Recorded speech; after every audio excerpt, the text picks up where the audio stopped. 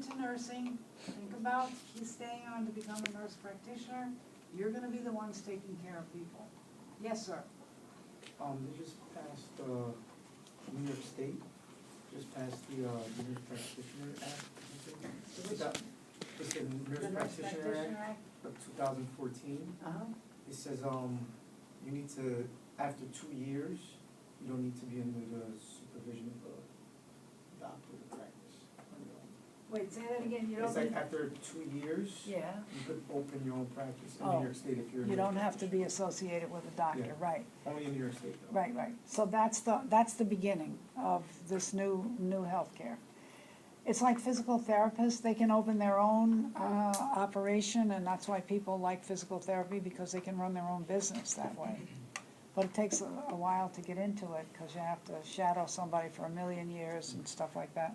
Same with PAs, that's gonna be hard to find. And it's like only 2 years. Yeah, right. So that's gonna be the model that transfers around the country. That's gonna be how healthcare is administered. There just will not be enough doctors, and the reason for that is that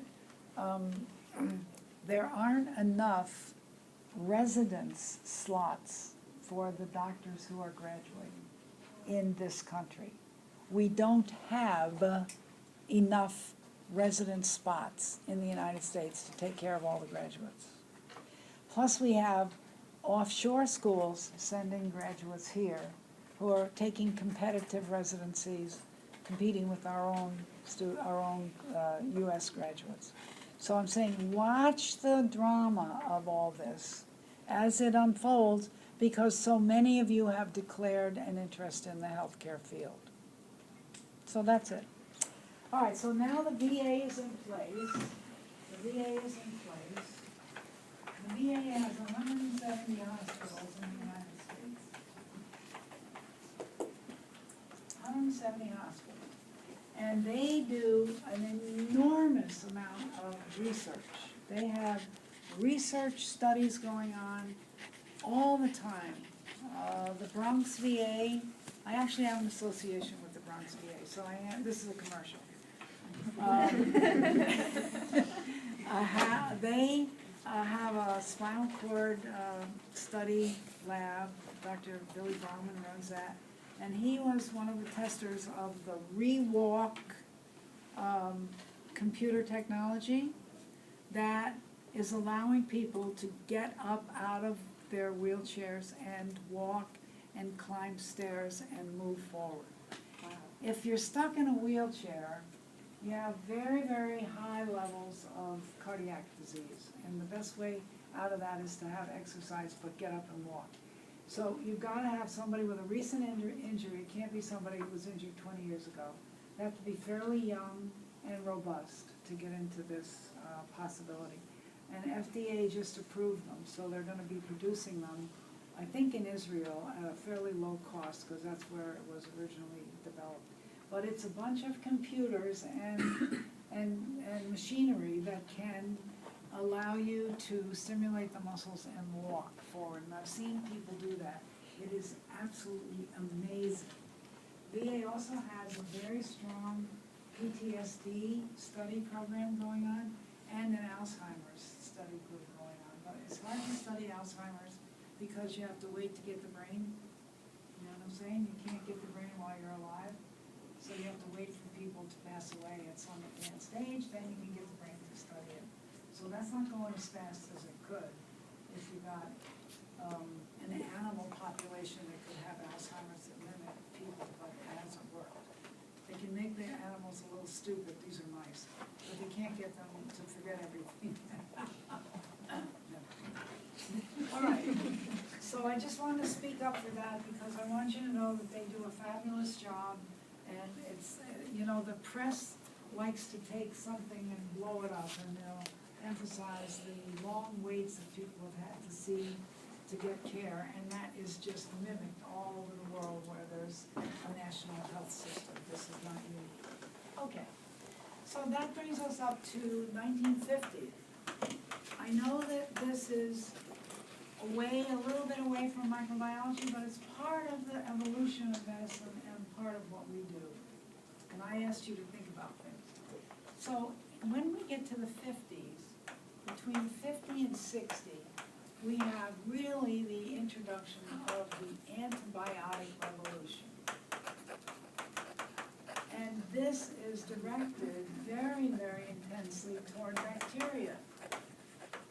That's it. And by the time they reached 1960, 1970, they said, well, we've got everything fixed now for bacteria. We ought to look at viruses, because there's nothing that can kill a virus. Well, what's happening now is that we're seeing that the use of antibiotics, and right now it's the abuse of the use of antibiotics, has created for us terrible things called resistant strains. And now we're back at the beginning, because we were looking to how to kill them in the 50s, and now, 2014, we have to go back to the drawing board and figure out how to kill the resistant forms, because they're very clever. I said when we first got together, these microorganisms have been around for 3.5 billion years.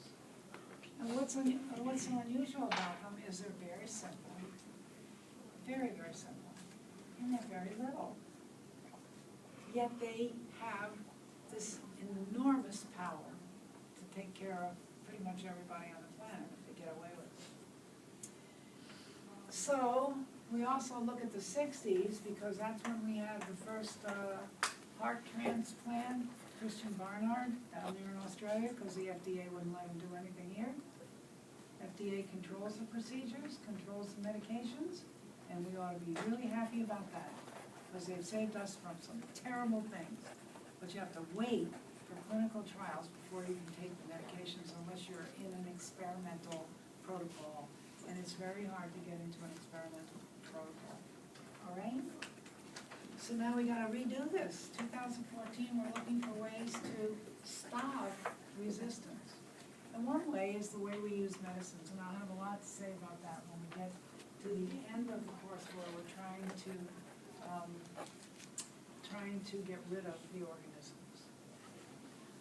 70s, by the time we get to the 70s, now we're into organ transplants in a big way. Organ transplants. What an international deal this is at this point, 35 years later, 45 years later. Where are you gonna go to get a kidney? Where are you gonna go to get a liver? Where are you gonna go to get a heart?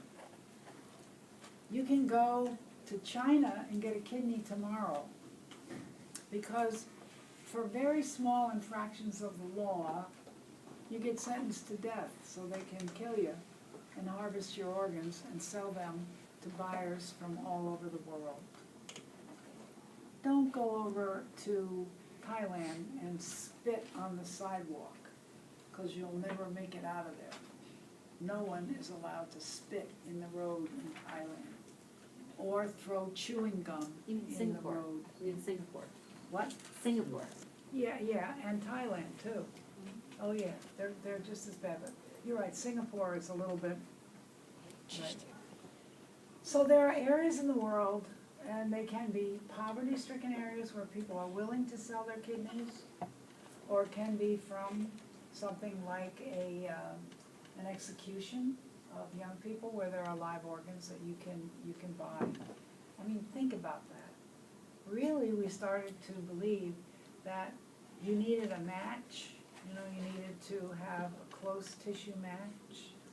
Yes, you Is have it a. true that if you get an organ from China, that American doctors will refuse to treat you if you come back? No, they won't. Because the way you obtained it, someone got killed. No, if you have money, you can get anything you want. You know that. I'm just saying, I mean. Yes, I know what you're saying. And wouldn't it be great? An American doctor would have ethics outweigh money. Yeah. Let me Yeah. balance that. in Yeah, my head. yeah. And it's unethical not to treat somebody who's sick anyway. You promise that you will.